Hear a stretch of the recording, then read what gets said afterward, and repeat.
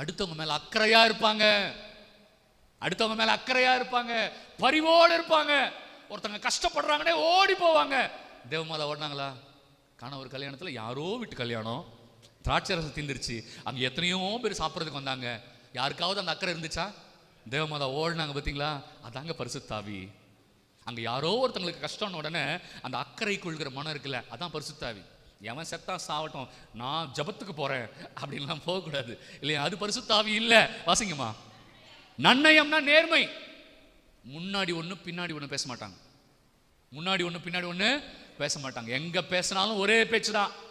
மனுஷங்களுக்கெல்லாம் பயப்படணும் அவசியம் இல்லை, கடவுளுக்கு மட்டும்தான் பயப்படணும். நேர்மையா இருப்பாங்க. யாரு?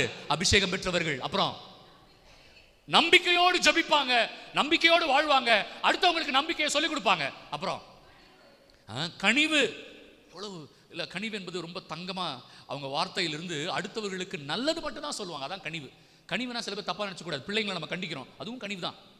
அதுங்க நல்லா இருக்கணும் தான் நம்ம கண்டிக்கிறோம், அதுவும் கனிவு தான். அப்ப கனிவு என்பது நன்மைகளை கொடுப்பதற்காக பயன்படுத்துகிற வார்த்தை எல்லாமே கனிவு தான். அப்புறம் தன்னடக்கம், செல்ஃப் கண்ட்ரோல். மட்டு மீறி ஆசை இருக்காது, கட்டுக்கடங்காத இச்சை உணர்வுலாம் இருக்காது. அவங்க என்ன பண்ணுவாங்க? அதை கண்ட்ரோல் பண்ணுவாங்க, செல்ஃப் கண்ட்ரோல் இருக்கும்.